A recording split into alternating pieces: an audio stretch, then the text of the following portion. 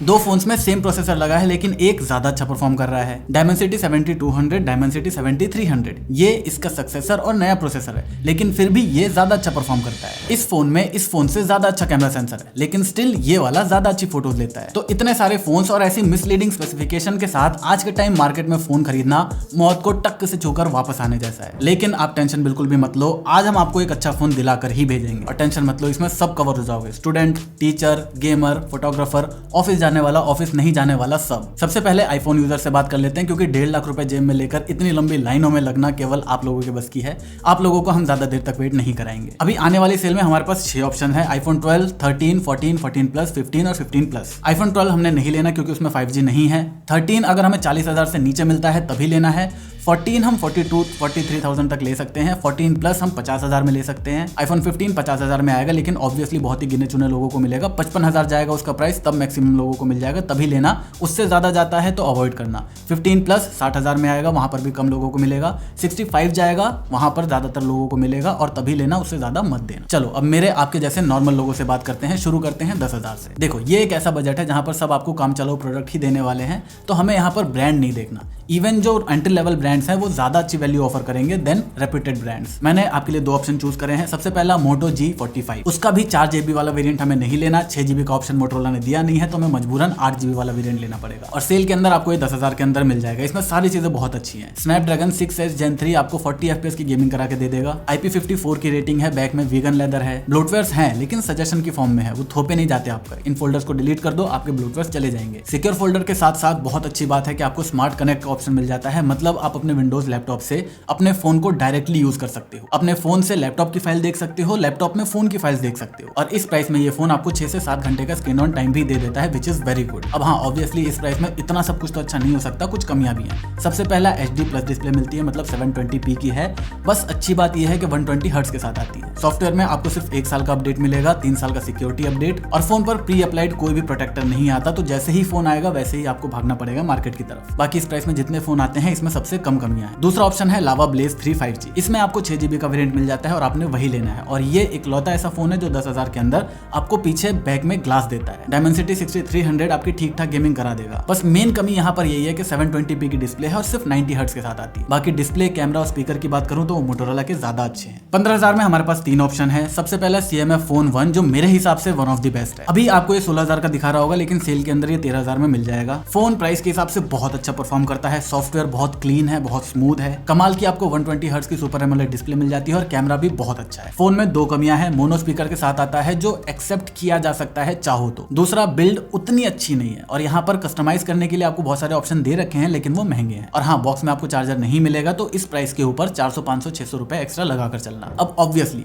ये है तो अच्छा फोन, लेकिन बहुत सारे लोगों को शायद ये डिजाइन पसंद नहीं आएगा या मटेरियल पसंद नहीं आएगा। उनके लिए iQOO Z9X एक बहुत अच्छा ऑप्शन है। ये आपको इससे 1000 रुपए सस्ता मिलेगा। इसमें आपको स्नैपड्रैगन का 6 Gen 1 प्रोसेसर मिलेगा, जो इससे बहुत ही हल्का सा कम परफॉर्म करता है। कैमरा इसका बहुत अच्छा है, सॉफ्टवेयर बहुत स्टेबल है, क्लीन नहीं है लेकिन अपडेट्स आपको बहुत टाइम पर मिलते हैं। फोन बहुत अच्छा चलता है। स्पीकर्स भी यहाँ पर बहुत अच्छे हैं। कमियों की बात करूं तो फ्रंट कैमरा इसका उतना अच्छा नहीं है जितना आपको कंपटीशन दे रहा है इस प्राइस में। दूसरा, एमोलेड डिस्प्ले नहीं है, जिसको ये कंपनसेट कर देता है कहीं ना कहीं अपनी 7 स्टेज की रिफ्रेश रेट के साथ, जिसकी वजह से बैटरी लाइफ काफी अच्छी हो जाती है इस फोन की। तो मैक्सिमम लोगों के लिए जिनको ये CMF Phone 1 का डिजाइन पसंद नहीं आ रहा ना, उनके लिए ये बहुत अच्छा ऑप्शन है। अब आपके पास पूरे 15,000 रुपए हैं तो Realme का Narzo 70 टर्बो ले लो, बहुत अच्छा फोन है। हर मामले में ये इन दोनों फोन्स को बहुत अच्छे से टक्कर देता है। इसमें आपको Z9X से सारी चीजें थोड़ी थोड़ी बेटर मिल जाती हैं, बस ये है ब्लोटवेयर थोड़े ज्यादा हैं इसमें भी। अब ऐसा भी नहीं है कि जो मैं फोन्स आपको बता रहा हूँ आपको वही पसंद आएगा। हो सकता है सेम प्राइस के अंदर या इससे 1-2 हज़ार रुपए ऊपर नीचे करके आपको यही स्पेसिफिकेशन वाला कोई दूसरा फोन पसंद आ जाए। तो ऐसे में खुद की रिसर्च करने में भी कोई बुराई नहीं है, और इवन मैं तो अप्रिशिएट करूंगा अगर आप ये करना शुरू कर देते हो। तो वहां पर आपको एक चीज का ध्यान रखना है कि कौन से फोन नहीं लेने। तो इस प्राइस रेंज के अंदर ये 3 ऑप्शन है, ये आपको बिल्कुल भी कंसिडर नहीं करने। वजह मुझसे मत पूछना, वरना 2 घंटे की वीडियो बन जाएगी, मेरे मुंह से कुछ इधर उधर निकल जाएगा, आपके कान से खून निकल जाएगा। रहने देते हैं। 20,000 के अंदर मेरा सबसे पहला रिकमेंडेशन है iQOO Z9, जो अभी सेल के अंदर तो सिर्फ 16,000 में मिलेगा। तो अगर आपको ब्रांड के नाम और ब्लोटवेयर से दिक्कत नहीं है तो ये फोन जाकर आंख बंद करके ले लेना। Best camera, best performance, best display, best battery life in this price segment. कमी मुझे सिर्फ 2 लगती है, जैसा कि मैंने बताया, एक तो ब्रांड नेम नहीं है, ऊपर से ब्लोटवेयर बहुत सारे होते हैं, और दूसरा आपको ये डिजाइन जो है वो थोड़ा सा पुराना लगता है।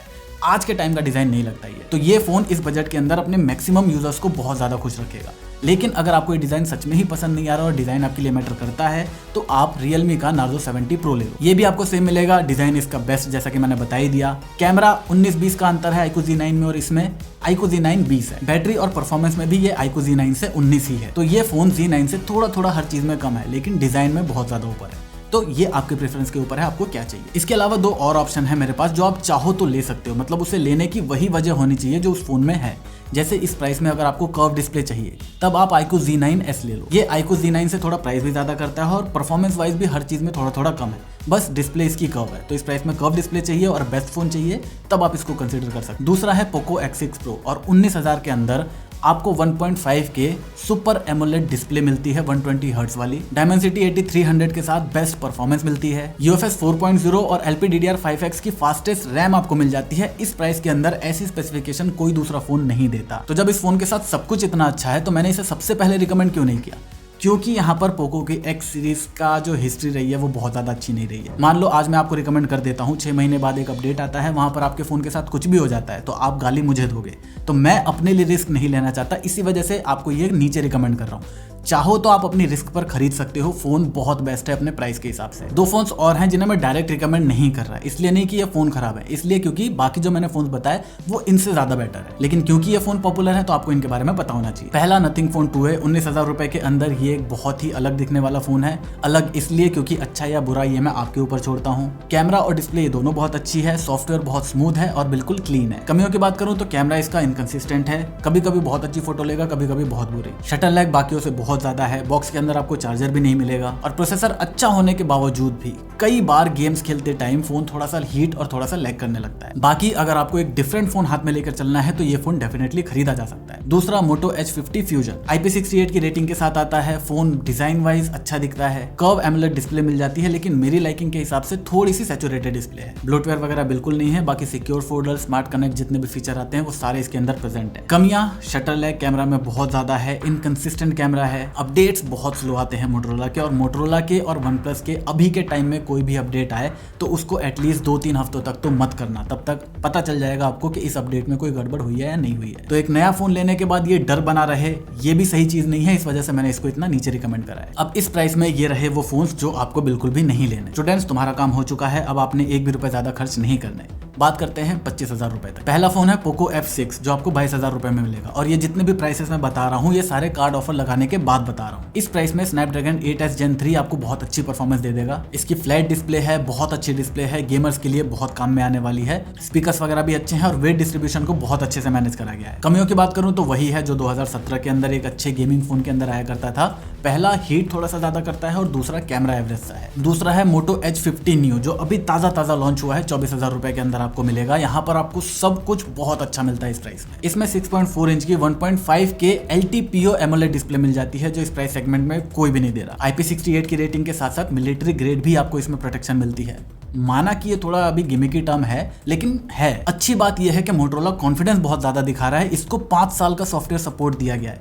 इस प्राइस में सैमसंग भी 4 साल का देता है। कमियों की बात करूं तो कैमरा ठीक है, सॉफ्टवेयर अपडेट का इन्होंने प्रॉमिस तो कर दिया, लेकिन पता नहीं अभी जो एग्जिस्टिंग फोन है वहां पर ही रोल आउट नहीं हो पा रहे ठीक से। इसमें कैसे करेंगे डोंट नो। प्रोसेसर इसका सबसे वीक पार्ट है। Dimensity 7300 जो आपको 15,000 के फोन में मिल रहा था वो आपको 25,000 में मिल रहा है। तो जो लोग परफॉर्मेंस के लिए फोन ढूंढ रहे थे वो तो इसको मत लेना। जो लोग ओवरऑल बहुत अच्छा फोन ढूंढ रहे थे, ऑफिस जाने वाले या नॉर्मल डे टू डे काम करने वाले, 25,000 के अंदर एक बढ़िया सा फोन ढूंढ रहे थे, ये फोन आपके लिए बहुत अच्छा होगा। सेम प्राइस के अंदर अगर आपको मोटो से अच्छी परफॉर्मेंस, कैमरा और कर्व डिस्प्ले चाहिए तब आप iQOO Z9S Pro या फिर Vivo का T3 Pro खरीद सकते। दोनों फोन एक्जैक्टली सेम है। ब्रांड वैल्यू चाहिए तो Vivo ले लेना। दोनों में कर्व डिस्प्ले है, Snapdragon 7 Gen 3 है, कैमरा और डिस्प्ले दोनों की अच्छी है। कमियों की बात करूं तो UFS 2.2 मिलता है जो 3.1 यूज करा जा सकता था। इसके अलावा ब्लोटवेयर में हर बार नहीं बताऊंगा, iQOO, Vivo, Realme इन सब के अंदर मिलेगा ही मिलेगा। एक और फोन है जो आपको तभी लेना है अगर आपको इस प्राइस में OnePlus का ही फोन चाहिए। OnePlus Nord CE4 21,000 में आपको एक अच्छा processor, one of the best battery life in the segment, एक अच्छा डिस्प्ले और अच्छा कैमरा यहाँ पर मिल जाता है। कमियों की बात करूं तो एनिमेशन नहीं है, ये सबसे बड़ी कमी है इस फोन की। बाकी OnePlus के साथ अभी कुछ क्वालिटी इश्यूज चल रहे हैं जिसको OnePlus को सॉल्व करने की जरूरत है।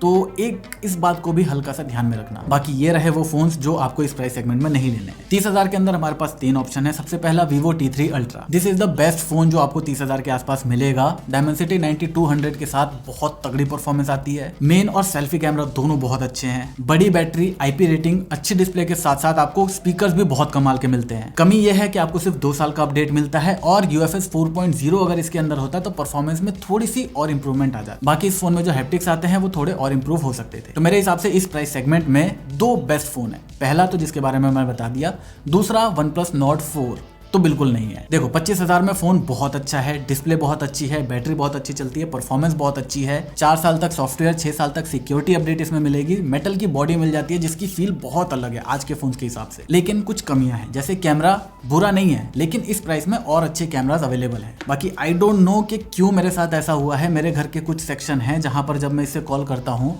तो अगर मैं 20 मिनट से ऊपर बात करूंगा तो 10 में से 4 कॉल इसमें ड्रॉप हो जाती है। और 5G फोन्स में मेटल बॉडी इसीलिए नहीं आती क्योंकि नेटवर्क का इशू आता है। अब आई डोंट नो किसी ने भी इसको पॉइंट आउट नहीं किया है, तो शायद ये इसी यूनिट की दिक्कत हो, लेकिन जो मेरे साथ हुआ मैं आपको बता दिया। इस प्राइस का जो दूसरा बेस्ट फोन है वो है iQOO Neo 9 Pro। 32,000 में great performance, great main camera, battery life बहुत अच्छी है और हीटिंग वगैरह का कोई इशू नहीं है इस फोन में। कमी इसमें 2 है, सेल्फी कैमरा उतना अच्छा नहीं है और डिजाइन ठीक ठीक है। ये रहे वो फोन जो आपको इस प्राइस में अवॉइड करने हैं। अब 40,000 के अंदर हमारे पास 3 ऑप्शन है। सबसे पहला Xiaomi CV14। एक टाइम था जब 30 से 40,000 के अंदर Xiaomi बहुत अच्छे फोन बनाया करता था। ये ऑलमोस्ट वैसा ही फोन है। हाँ, प्रमोट किया गया इसे एज अ कैमरा फोन, लेकिन ये परफॉर्मेंस के लिए बहुत ज्यादा अच्छा है। कैमरा इसका अच्छा है लेकिन इनकंसिस्टेंट है। फोटोज में डिटेल्स बहुत ज्यादा रहती है, लेकिन यही डिटेल को लाने की वजह से कई बार ये शेडोज को अच्छे से मैनेज नहीं कर पाता और फोटोज बहुत फ्लैट दिखती हैं। 6.5 इंच की डिस्प्ले है तो इसे कॉम्पैक्ट कह सकते हैं क्योंकि अब तो 6.9 हमारा नया नॉर्मल होने वाला है। डिस्प्ले में Xiaomi फैमिली पूरी बहुत कमाल की है। कोई सा भी फोन उठा लो, डिस्प्ले की क्वालिटी हमेशा अच्छी रहती है। स्पीकर्स भी अच्छे हैं और पर्सनली मुझे ये डिजाइन भी बहुत अच्छा लगता है। कमियों के बारे में बताऊं तो इनकंसिस्टेंट कैमरा है जिसके बारे में बता दिया, ब्लोटवेयर है and the sad part is Type-C जो है इसके अंदर USB 2.0 वाली है जिसकी स्पीड काफी कम होती है। तो ये phone as a camera phone की तरह प्रमोट करा गया था लेकिन अपने कैमरा की वजह से नहीं चला। हमारा नेक्स्ट फोन इस प्राइस के अंदर कैमरा की परफॉर्मेंस के लिए ही प्रमोट करा गया और उसी की वजह से फेमस है, Vivo V30 Pro। 40,000 के अंदर ये one of the best camera phone है और अपने कैमरा को अच्छा रखने के लिए इन्होंने कॉम्प्रोमाइज परफॉर्मेंस से नहीं करी। परफॉर्मेंस भी इसकी बहुत अच्छी है। इसके अलावा आफ्टर सेल सर्विस में भी Vivo जो है अपने V और X सीरीज के कस्टमर्स को बहुत अच्छे से हैंडल करता है। बाकी डिस्प्ले भी बहुत अच्छी है। कमियों की बात करूं तो UFS 3.1 है इसके अंदर, UFS 4.0 होता तो ज्यादा बेटर रहता, लेकिन ये भी कोई मेजर कमी नहीं है। मेजर कमी है इसके मोनो स्पीकर्स। इस प्राइस में मोनो स्पीकर कहीं ना कहीं एक्सेप्ट करना लायक चीज नहीं है, तो डुअल स्पीकर होना चाहिए था। अब इतने पैसे खर्च करके आपको ये नहीं सुनना कि Vivo क्यों ले लिया, Xiaomi क्यों ले लिया, तो आपके लिए ऑप्शन है Samsung S23। ऑब्वियसली पिछले साल का फ्लैगशिप फोन है तो इसके अंदर बहुत सारे फीचर मिलेंगे। इवन Galaxy AI के 90% फीचर्स आपको इसमें काम करते हुए दिखेंगे। देखो इसमें सारी चीजें अच्छी हैं, बस जो कमी है वो बता देता हूँ। बैटरी लाइफ उतनी अच्छी नहीं मिलेगी, हीटिंग का हल्का सा इशू है, परफॉर्मेंस आपको ठीक ठीक मिल जाती है। तो अगर आपको परफॉर्मेंस की एज सच हार्डकोर नीड नहीं है, बेस्ट डिस्प्ले, बेस्ट कैमरा इस प्राइस में चाहिए, तब आप इसकी तरफ डेफिनेटली देख सकते हो। ये रहे वो फोन जो आपको इस प्राइस में देखने भी नहीं है। OnePlus 12R बुरा फोन नहीं है, लेकिन अगर आपको 35,000 में मिलता है तभी लेना।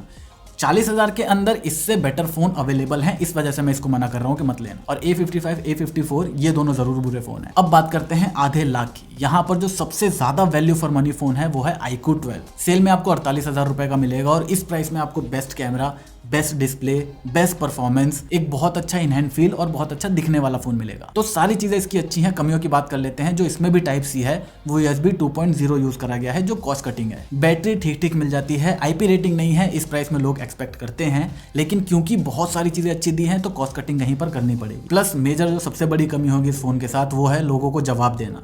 50,000 खर्च करके आईफोन क्यों नहीं लिया। सेकंड, अगर आपको फोटोग्राफी का बहुत शौक है, Vivo V40 Pro ले लेना, बहुत कमाल का फोन है। 45,000 में मिलने वाला ये एक बेस्ट कैमरा है। प्रोसेसर भी इसमें अच्छा यूज करा गया है, आपको एज सच कोई कमी नहीं आई। इस फोन में कमी एज सच कोई नहीं मिलती। हाँ, UFS 3.1 की जगह UFS 4 हो सकता था और ब्लोटवेयर मिलते हैं, वो तो सारे Vivo में मिलते हैं। अब अगर आप बेस्ट फ्लैगशिप फोन मुझसे पूछते हो तब मैं कहूंगा कि OnePlus 12 इज द बेस्ट, क्योंकि ये एक रीजनेबल प्राइस, फीचर और सारी चीज को बैलेंस करते हुए आता है। अगर मैं इसकी बात करूं, ये फोन महंगे हैं, भले ही कितने अच्छे हों, 1 लाख रुपए कोई भी फोन जस्टिफाई नहीं कर सकता। आपको ऑलमोस्ट ये सारी चीजें मिल जाती हैं OnePlus 12 के अंदर in the fraction of the price. 55,000 रुपए के अंदर आपको एक बड़ी डिस्प्ले, बड़ी बैटरी, बहुत कमाल की प्रोसेसिंग, बहुत अच्छा कैमरा, सब कुछ बहुत अच्छा मिलता है। और ऑक्सीजन ओएस का नया अपडेट आने के बाद ये one of the smoothest UI बन गया है जो मैंने आज तक यूज करा है। बाकी हाँ, क्योंकि बड़ी बैटरी है, बड़ी डिस्प्ले है, तो फोन हल्का सा बल्की हो जाता है। उसके अलावा इसमें एज सच कोई दिक्कत नहीं है। इसके अलावा S24 भी आपको इसी प्राइस के अंदर मिल जाएगा। उसमें कुछ कमियां हैं, जैसे आपको हीटिंग हल्की सी मिलेगी, क्योंकि कॉम्पैक्ट फोन है तो आपको बैटरी लाइफ उतनी अच्छी नहीं मिलेगी। अब फ्लैगशिप्स की बात कर लेते हैं कि आपको फ्लैगशिप एक्सपीरियंस एक बार करना है तो S23 अल्ट्रा खरीद सकते हो, आपको 70,000 के आसपास मिल जाएगा। ऑलमोस्ट सेम प्राइस के अंदर। अगर कैमरा बहुत ही कमाल का चाहिए, लिटरली मैं बता रहा हूँ, दिस इज द 3 फोन्स। ये है 16 प्रो, Vivo X100 Pro और ये है S24 अल्ट्रा। अगर मुझे कैमरा से फोटो खींचनी होगी ना, I will always pick this over these two. ये आपको सेल में 80,000 के आसपास मिल जाएगा। तो जितने भी प्रोडक्ट्स है सबकी लिंक डिस्क्रिप्शन में दे रखी है, उस लिंक से अगर शॉपिंग करोगे तो चैनल की थोड़ी सी हेल्प हो जाएगी।